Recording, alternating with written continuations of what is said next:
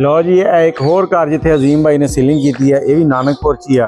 ते नानकपुर नूं अगर तुसी नहीं जानते तो तुहानूं मैं थोड़ा दस दिना कि जदीद फीड, जदीद चिक्स, साबिर चिक्स, ये सारे इत्थे दे, ये कह लो कि उन्हां दा आबाई पिंड है।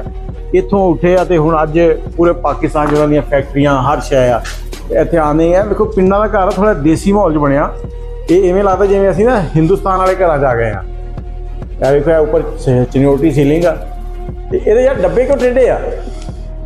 जगह, अच्छा जगह गुणिया च नहीं हैगी। जगह गुणिया च नहीं हैगी तो तुसीं टेंशन नहीं लैनी, अजीम भाई काम ठीक करते हैं।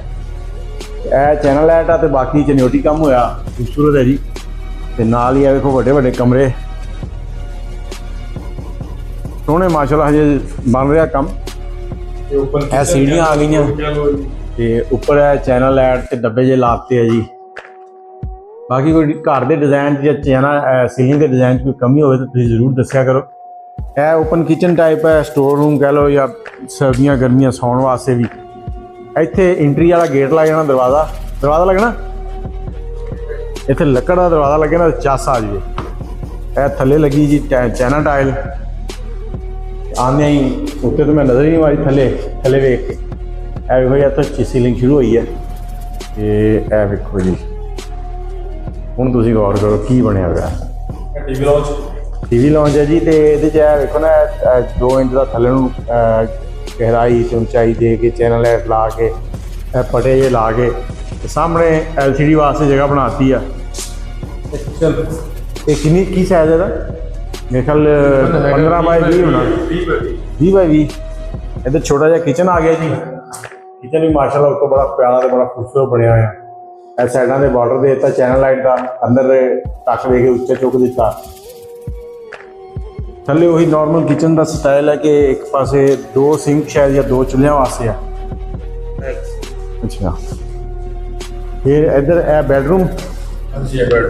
बेडरूम आ गया जी। अजीम साहब अपना नंबर भी दसो। 0307 50 82 838 50 82 838 0307। ये जो चैनल है साइड वाले बॉर्डर च, बाकी है वैसे ही डिजाइन आ बाहर निकले हुए थले नूं। ते इधर वाला कमरा आ गया जी एक। इत्थे है डिजाइन जरा डिफरेंट जहा बनाता अजीम भाई ने।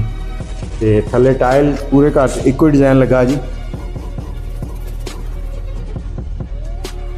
देखो जी ए साइडों से चैनल लाइट हैगी है, चैनल लाइट भी है। अंदर वाले डिजाइन भी बड़े प्यारे लग रहे हैं। सेंटर से एक पक्का है, हजे लाइटां के जो सुराख हो इन्होंने करने हैं। इधर एक बेडरूम आ गया होर। इत्थे है इस काम नूं की कहंदे आ? चनियोटी है की? ये फैंसी है। ये चैनल लाइट है साइडों से? क्योंकि मैं तां पूछना क्योंकि अक्सर होंदा लोग वीडियो वेख के किसी होर कारीगर नूं विखा रहे हो तो वीडियो कई बार नहीं पता लगता। यह साइडों वाला जो बार्डर है ये चैनल लाइट आ, अंदर वाले कोई नहीं हैगी। वैसे ही 2 इंच थले नूं करके ते फिर इन्हूं बनाया गया। 2 पखे बड़ा प्यारा सिंपल जिहा। ये भी कमरा तकरीबन हैगा कोई मेरे ख्याल 15 बाई 20 15 बाई 18 15 बाई 18 का।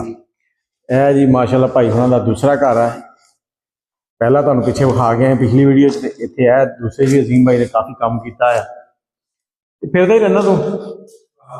रात में चक्कर नहीं आते?